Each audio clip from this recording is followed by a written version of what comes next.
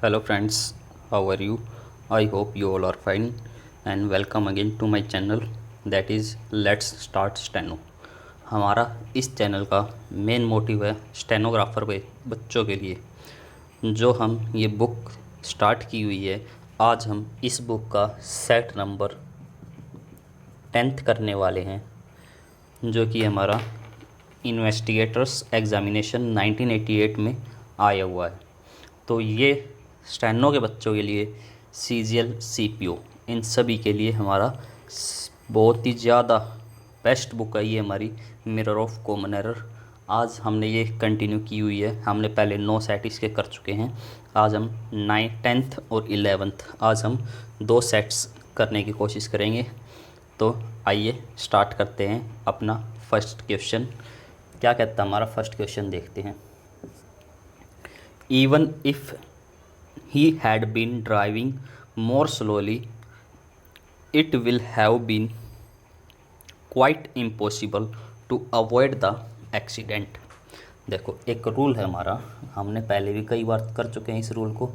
अगर हमारा क्वेश्चन के अंदर if plus had plus verb की थर्ड फॉर्म हो तो हमेशा बाद वाला स्ट्रक्चर जो रहता है हमारा वो subject plus would have plus verb की थर्ड फॉर्म में रहेगा। Is it clear? अब देखो क्वेश्चन के अंदर क्या दिया हुआ है, if even if he had been driving more slowly it will, तो विल की जगह हमारा क्या आ जाएगा, वुड। Is it clear? तो ये हमारा स्ट्रक्चर था पहला वाला। Is it clear? तो आइए नेक्स्ट क्वेश्चन देखते हैं। नेक्स्ट क्वेश्चन क्या कहता है हमारा, तो देखिए सेकंड क्वेश्चन क्या कहता है, would you please stop from smoking while the ceremony is in progress. सबसे पहले तो एक चीज़ देखते हैं हम, हमारी एक वर्ब है, कौन सी एक, वो क्या है, वर्ब स्टॉप। स्टॉप के साथ या तो हम टू प्लस वर्ब की फर्स्ट फॉर्म का यूज़ करते हैं या फिर हम स्टॉप प्लस जीरेंट, या फिर हम स्टॉप प्लस जीरेंट। जीरेंट क्या होती है हमारी, ING form. Is it clear? इनके साथ हम हमेशा स्टॉप के साथ ये दो चीज़ों का हम यूज़ करते हैं, stop plus to plus verb की फर्स्ट फॉर्म या फिर stop plus gerund. Is it clear? अब देखो क्वेश्चन के अंदर क्या दिया हुआ है, स्टॉप फ्रॉम स्मोकिंग। अब स्मोकिंग क्या है, हमारी यहाँ पे जीरेंट का यूज़ कर रही है। अब हमें पता कैसे चलेगा कि सर ये जीरेंट है या क्या है, ठीक है, वो देखते हैं हम। तो देखिए जीरेंट हमेशा विदाउट हेल्पिंग वर्ब आती है। जीरेंट हमेशा विदाउट हेल्पिंग वर्ब आती है। जैसे मैंने एक एग्जांपल लिया, he is playing football. Is it clear? मैंने क्या एग्जांपल लिया, ही इज़ प्लेइंग फुटबॉल। ठीक है, अब देखो, अब ये जो प्लेइंग है, ये जो ING फॉर्म है, इससे पहले हमारी क्या आई, एक हेल्पिंग वर्ब। तो ये हमारी एक वर्ब है। ठीक है, जैसे मैंने एग्जांपल लिया, ही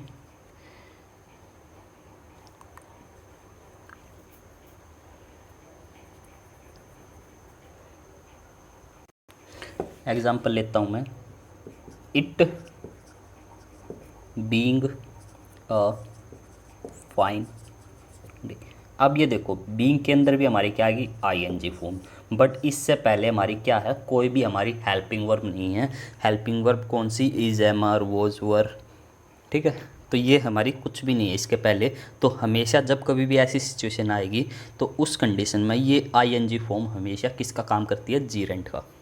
इज इट क्लियर? अब क्वेश्चन के अंदर आओ, देखो, would you please stop from smoking. अब स्मोकिंग से पहले हमारी कोई इज, एम, आर, वॉज, वर नहीं है। तो हमेशा ये कहाँ किस चीज़ का काम कर रही है अभी यहाँ पे, एक जीरेंट का। और मैंने क्या बताया था, हमेशा स्टॉप के जस्ट बाद क्या आती है, एक जीरेंट। तो हम स्टॉप के बाद जो फ्रॉम दिया हुआ है इसको हम क्या कर देंगे, यहाँ से हटा देंगे। ये सुपरफ्लुअस दिया हुआ है, इसको यहाँ से हटा देंगे। Is it clear? तो चलिए नेक्स्ट क्वेश्चन देखते हैं। थर्ड क्वेश्चन देखते हैं आज। नेक्स्ट क्वेश्चन क्या कहता है, many a leader promises paradise on earth but such promises remain unfulfilled. ठीक है, तो देखो क्वेश्चन में हमारा देखो मैनी दिया हुआ है, मैनी प्लस क्या होता है, plural noun plus plural verb का यूज़ करते। ठीक है, इसके बाद आता है हमारा मैनी। मैनी के साथ हम हमेशा ए और एन अगर दिया हो तो इसके साथ में हमेशा singular noun plus singular verb. ठीक है, तो ये हमारा दिया हुआ है। तो ये हमारा इसके अंदर रूल दिया हुआ था। मैनी के साथ हमारा दो चीज़ लगती है, एक तो many plural noun plus plural verb. Many के बाद अगर ए और एन हो तो हमेशा उसके साथ सिंगुलर नाउन और सिंगुलर वर्ब का हम यूज़ करते हैं। Is it clear? अब देखते हैं क्वेश्चन के अंदर क्या दिया हुआ है, मैनी अ, तो ए और एन में से ए आ गया हमारा, मैनी अ लीडर, तो लीडर के साथ प्रोमिसेस जो हमारा सिंगुलर है, paradise on earth but such promises remain unfulfilled. तो ये हमारा सेंटेंस बिल्कुल सही है, इसके अंदर हमारा नो एरर। ठीक है, इज इट क्लियर? चलिए नेक्स्ट देखते हैं हम। नेक्स्ट क्वेश्चन क्या कहता है हमारा, फोर्थ क्वेश्चन है, he neither gave satisfaction as a cook nor as a chauffeur. देखो मैंने एक रूल बताया हुआ था, कौन सा रूल था वो, आइदर और neither nor not only but also. Is it clear? ये हमारा एक रूल था, आइदर और, neither not, not only but also. ठीक है, मैंने हमेशा क्या बताया हुआ है, हमेशा जो सेकंड वाला होता है और फर्स्ट वाला, अगर फर्स्ट के साथ में हमारी क्या है, अगर हमारी वर्ब की फर्स्ट फॉर्म है तो सेकंड वाले और के साथ ही हमारी वर्ब की फर्स्ट फॉर्म होनी चाहिए। अगर यहाँ वर्ब की सेकंड फॉर्म है तो यहाँ भी वर्ब की सेकंड, यहाँ थर्ड फॉर्म है तो यहाँ भी हमारी थर्ड फॉर्म, यहाँ आईएनजी फॉर्म है तो यहाँ भी आईएनजी फॉर्म, यहाँ हमारी कोई भी जीरेंट है तो यहाँ भी क्या होनी चाहिए हमारी जीरेंट। Is it clear? अब देखो क्या क्वेश्चन कहता है, he neither gave satisfaction as a cook nor as a, तो आइदर और का पेयर होता है, नाइदर नोर का होता है। कई बार एग्ज़ाम में इनकी गलती भी दे सकते हैं, नाइदर के साथ हमारा और लगा के दे सकते हैं, तो हमेशा ये चीज़ भी याद रखना, नाइदर के साथ नोर, आइदर के साथ और, नॉट ओनली बट ऑल्सो। अब देखो नोर के साथ हमारा क्या दिया हुआ है, नोर से पहले हमारी क्या है, कुक, तो कुक क्या हमारी एक वर्ब है, तो वर्ब के बाद हमारा नोर आया है, तो स्टार्टिंग में हमेशा याद रखना सेकंड के अकॉर्डिंग हम फर्स्ट को चेंज करते हैं, सेकंड के अकॉर्डिंग फर्स्ट को चेंज करते हैं। तो हमारा जो नाइदर है, नाइदर से पहले भी हमें क्या चाहिए, एक वर्ब, तो हमेशा ही क्या बन जाएगा हमारा क्वेश्चन, ही गेव नाइदर, क्योंकि गेव हमारी एक वर्ब है, तो गेव के बाद में हमारा क्या आएगा, नाइदर। इसी तरह हमारा बाद में जो कुक के बाद नोर है, इसी तरीके से गेव के बाद नाइदर आ जाएगा। Is it clear? I hope you all are understanding. So next question and last for this set, in spite of the fact that the meeting was about to end, she insisted to ask several questions। ठीक है, ये हमारा एक preposition related है, preposition related error है। ठीक है, अब इसको ठीक कैसे करेंगे, देखो हमेशा याद रखना इंसिस्टेड के साथ हमेशा ऑन, इंसिस्टेड ऑन। और मैंने क्या बताया हुआ है, जब कभी भी हमारी प्रीपोजिशन से रिलेटेड कोई भी क्वेश्चन आएगा, मैं उसी से रिलेटेड 5 से 7 एक्स्ट्रा और लिखवाऊंगा, तो उनको आप लोग एक जगह लिखते रहना। तो देखो पहले तो हमारा हो गया insisted on, on insisted on हो गया। और एक चीज़ याद रखना, इसके साथ में हमेशा जीरेंट आता है, इसके साथ में हमेशा जीरेंट। तो इंसिस्टेड ऑन आस्किंग हमारा, तो इंसिस्टेड ऑन आस्किंग हमारा क्वेश्चन के अंदर आ जाएगा। ठीक है, अब और लिखते हैं इसके अलावा, जैसे हमारा होता है फोकस ऑन होता है एक, तो फोकस ऑन। अच्छा, इसके बाद होता है एक हमारा कॉन्ग्रेचुलेट ऑन। ठीक है, एक होता है keep on. Is it clear? तो ये हमारी ऑन से रिलेटेड थी, जो फ़िलहाल मेरी माइंड में है, और बाकी हम लिखते रहेंगे बाद में जैसे जैसे आएंगे। ठीक है, चलिए नेक्स्ट क्वेश्चन देखते हैं। तो ये था हमारा सेट नंबर 10th, और अब स्टार्ट करेंगे सेट नंबर 11th। तो आइए फ्रेंड्स, सेट 11th जो कि हमारा Alwar Bharatpur rural development bank exam 1988 में जो आया हुआ है, आज उसके हम क्वेश्चन करते हैं।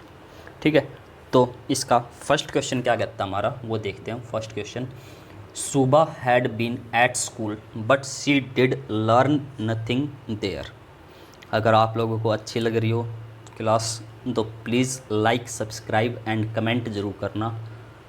आपके ज़्यादा से ज़्यादा कमेंट और सब्सक्राइब हमें आगे प्रोग्रेस करने के लिए मजबूर करेंगे फिर, नहीं तो अगर अच्छा नहीं रहा रेस्पॉन्स तो मेरे को शायद बीच में ही छोड़नी पड़ जाए क्लास। तो आइए देखते हैं फर्स्ट क्वेश्चन। देखो, एक होता है हमारा डू, डज और डिड, ये 3 वर्ब होते हैं हमारे हेल्पिंग वर्ब। इनके साथ हमेशा याद रखना वर्ब की फर्स्ट फॉर्म का यूज़ करते हैं। Is it clear? अब देखो क्वेश्चन के अंदर क्या दिया हुआ है, शी डिड लर्नट, LEARNT। इसकी हमेशा फर्स्ट फॉर्म क्या होती है, लर्न, लर्नट और लर्नट। ठीक है, तो इसकी फर्स्ट फॉर्म लर्न, लर्नट और लर्नट। ठीक है, तो हमेशा डिड के साथ हमारा क्या आता है, वर्ब की फर्स्ट फॉर्म का यूज़ करते हैं, तो हमेशा लर्न आ जाएगा। आंसर हमारा फर्स्ट। Is it clear? बिल्कुल एक एक चीज़ को समझा के चलूँगा मैं, डोंट वरी उस चीज़ के लिए। बस आप लोगों का रिस्पॉन्स अच्छा रहना चाहिए वीडियो पे, तभी मैं शायद आगे करा पाऊँगा। और मैं गारंटी लेता हूँ इस चीज़ की, तो अगर जो मैं करा रहा हूँ 80 to 85 मार्क्स की धीरे धीरे हम करेंगे। ठीक है, तो कई बच्चे कह रहे हैं कि सर एग्ज़ाम तक नहीं हो पाएगा, तो उनके लिए भी मैं कुछ अलग स्पेशल सोच रहा हूँ, तो वो मैं जल्द ही बता दूँगा उन चीज़ों के लिए। ठीक है, तो देखते हैं अब क्वेश्चन हमारा सेकंड क्या कहता है। We have carefully considered the importance of the issues raised in the report. ठीक है, तो देखो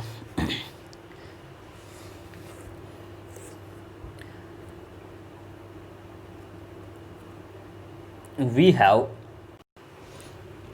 हैव केयरफुली, हमने केयरफुली कंसिडर्ड किया, द इम्पोर्टेंस बहुत ही ज़रूरी था, जो कि ऑफ द इश्यूज़।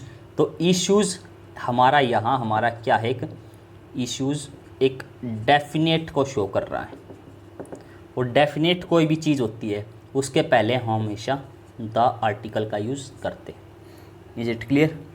तो यहाँ हमारा इश्यूज़ क्या है, एक डेफिनेट है, और ये वाक्य का हमारा क्या है, एक सब्जेक्ट है। Is it clear? तो ये हमेशा, क्योंकि देखो वी के साथ हैव आ गया हमारा, subject plus helping verb, carefully considered, considered हमारी क्या होगी, वर्ब, ये हमारी हेल्पिंग वर्ब, ये हमारा subject. Is it clear? The importance, the importance considered, the importance हमारा क्या हो गया यहाँ, ऑब्जेक्ट। Is it clear. अब इसके बाद क्या आया, ऑफ, मैंने क्या बताया हुआ है, ऑफ प्रीपोजिशन है, इस वर्ड को हम कट कर देते हैं। अब आ गया इश्यूज़, तो कौन सा इश्यूज़, वो हमारा पर्टिकुलर इशू की बात कर रहा है, इश्यूज़ की, तो ये हमारा एक डेफिनेट, और डेफिनेट के पहले हम हमेशा द आर्टिकल का यूज़ हम करते हैं। Is it clear. तो यहाँ द इश्यूज़ हो जाएगा। Is it clear. थर्ड देखो, हमारा थर्ड क्वेश्चन क्या कहता है, बहुत ही अच्छा क्वेश्चन है और ये एग्ज़ाम में बार बार रिपीट होता है। ठीक है, क्या क्वेश्चन है थर्ड, देखो, और बच्चे हमेशा गलती करते हैं इसमें। देखो, you must not missed the meeting as it is extremely important. देखो, मस्ट एक हमारी क्या है, मोडाल। ठीक है, हमारी एक मोडाल है। शैल हो गया, शुड हो गया, कुड हो गया, माइट हो गया। ठीक है, तो ये हमारे सभी क्या है, एक मोडाल्स है। और हमेशा याद रखना, मोडाल्स के साथ में हमेशा वर्ब की फर्स्ट फॉर्म का यूज़ करते हैं, कभी भी सेकंड या थर्ड फॉर्म का यूज़ नहीं करेंगे। अब क्वेश्चन के अंदर क्या दिया हुआ है, you must not missed, missed हमारी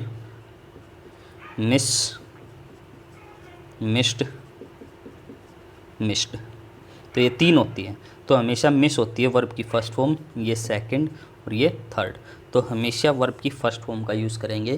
तो यहाँ क्या आ जाएगा हमारा, मिस। Is it clear. तो चलिए नेक्स्ट देखते हैं। फोर्थ क्वेश्चन क्या कहता है, Raju can not walk much then 2 miles। ठीक है, देखते हैं इसमें क्या है।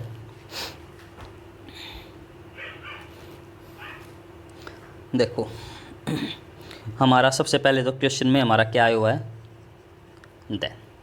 देन हमारा किसको शो करता है, कंपैरेटिव डिग्री को। हमेशा याद रखना, देन जब कभी भी आएगा तो ये हमेशा कंपैरेटिव डिग्री को शो करता है।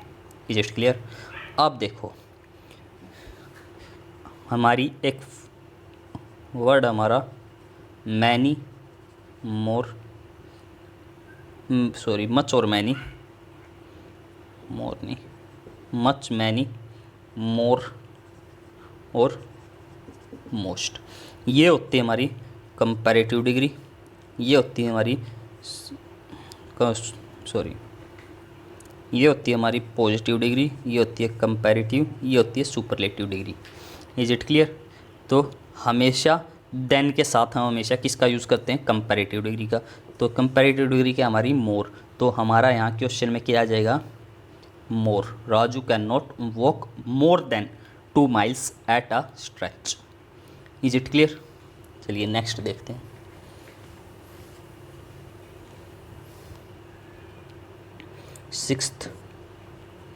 फिफ्थ। ठीक है, फिफ्थ क्वेश्चन में हमारा क्या कहता है, due to his health problem Mani retired from the services last year. ठीक है, एक चीज़ याद रखना, हमेशा के लिए है, तो एक रट्टा ही लगा लो इस चीज़ का आप लोग। ड्यू टू से हमारा कभी भी सेंटेंस स्टार्ट नहीं होगा। Is it clear. Due to से हमारा कभी भी सेंटेंस स्टार्ट नहीं होगा। इसकी जगह हम हमेशा ओइंग टू का यूज़ करते हैं। ठीक है, और ओइंग टू का मतलब क्या होता है, owing to is equal to because of. Is it clear. Owing to का मतलब होता है because of. Is it clear. तो हमेशा यहाँ क्या आ जाएगा, ड्यू टू की जगह owing to his health problem, या फिर because of his health problem Mani retired from the service last year. Next, he sold the property on a good price. ठीक है, देखो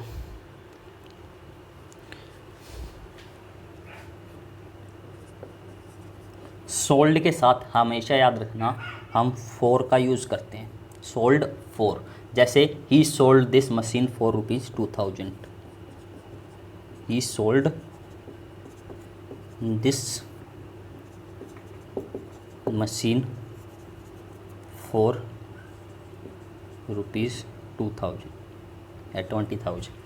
is it clear? He sold this machine for ₹20,000। तो हमेशा इसके साथ में फॉर का यूज़ करते हैं, तो क्वेश्चन के अंदर भी ऑन की जगह क्या आ जाएगा? For a good price. Is it clear? चलिए नेक्स्ट देखते हैं। 7th क्वेश्चन क्या कहता है?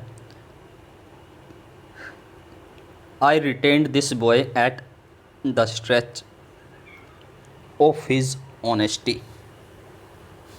ठीक है, देखो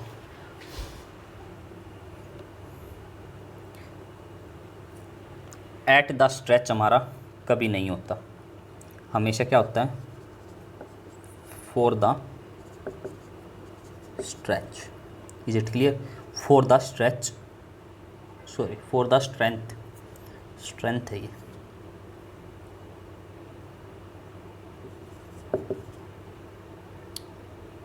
फॉर द स्ट्रेंथ, ठीक है, फॉर द स्ट्रेंथ होता है हमारा हमेशा, फॉर द स्ट्रेंथ।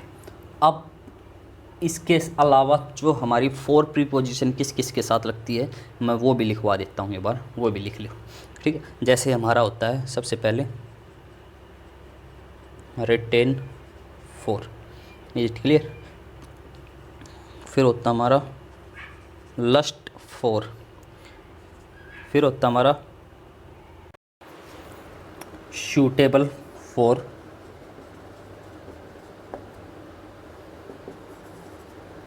ठीक है, और इसके अलावा हमारा होता है डिज़ायर फोर, होता है एक नीड फोर, ठीक है, अप्लाई फोर, जैसे हम कोई भी अप्लाई फॉर्म वगैरह को अप्लाई करते हैं। ठीक है, इसके अलावा एलिजिबल फोर, हमने अप्लाई कर दिया, उसके बाद हम एलिजिबल है या नहीं है, इसके साथ भी हमारा फोर। इसके बाद हमारा केयर फॉर सर्च फोर होता है,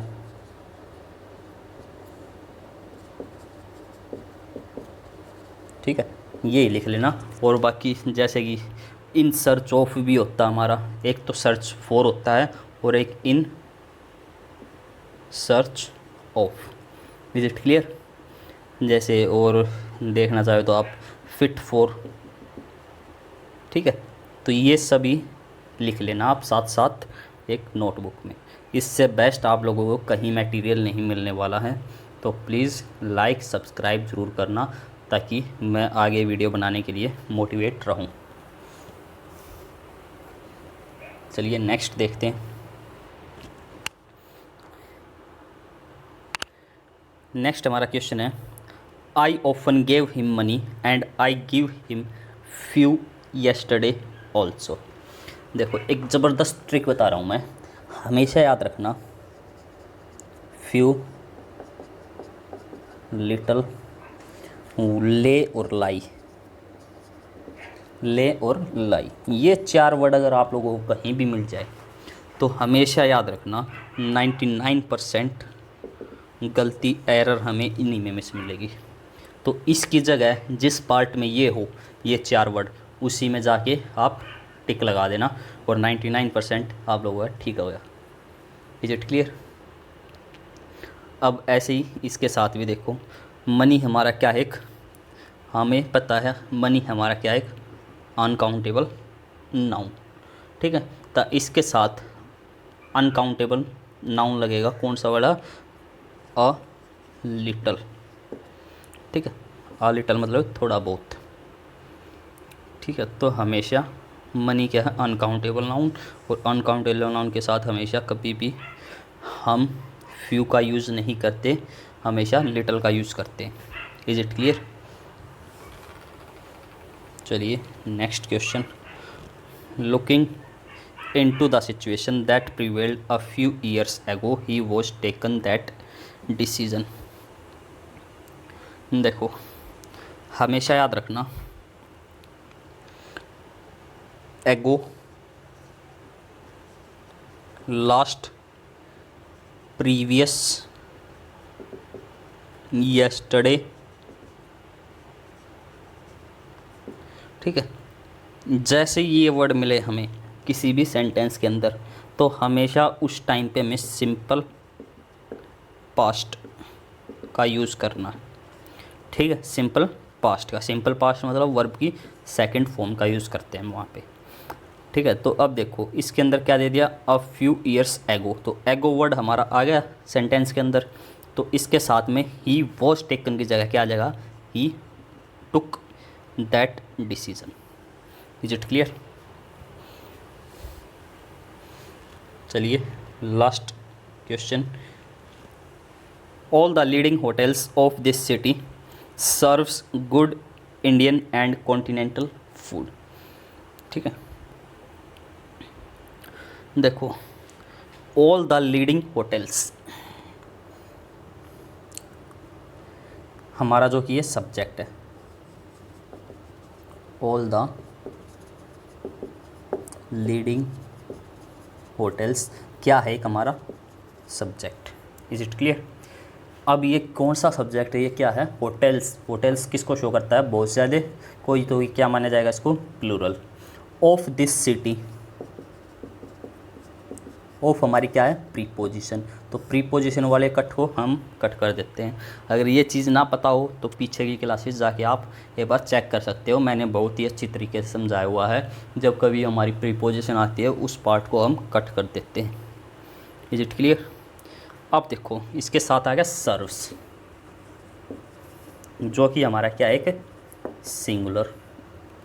जब कभी भी हम अगर हमारा प्लूरल सब्जेक्ट हो तो इसके साथ भी हम प्लूरल वर्ब का यूज़ करते हैं, तो यहाँ क्या आ जाएगा, सर्व, तो ये प्लूरल होगा इसका, सर्व। Is it clear?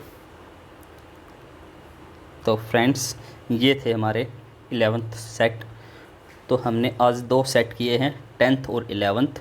अगर आप लोगों को अच्छा लगा हो तो प्लीज़ मैं बार बार रिपीट कर रहा हूँ, लाइक, सब्सक्राइब और कमेंट ज़रूर करना, ताकि मैं आगे वीडियो बनाने के लिए मोटिवेट रहूँ। और मेरा जो टारगेट है स्टेनो के बच्चों को 85 प्लस मार्क्स मैं 100 में से कवर करवा दूँगा। Is it clear?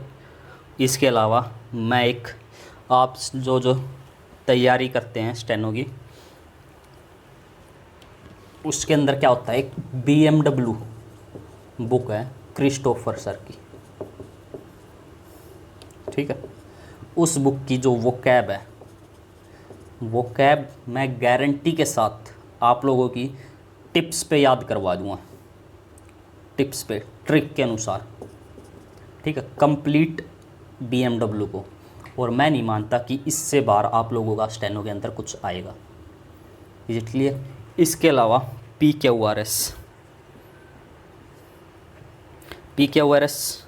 चलो मैं इसके लिए एक स्पेशल बुक क्लास बनाऊंगा, उसमें हम सब ये चीज़ देखेंगे तो क्या कुछ करेंगे। ठीक है, तो आज के लिए थैंक यू। अगर आप लोगों को अच्छे लगे हो तो प्लीज़ लाइक, सब्सक्राइब और कमेंट करना। And thanks for watching. Thanks.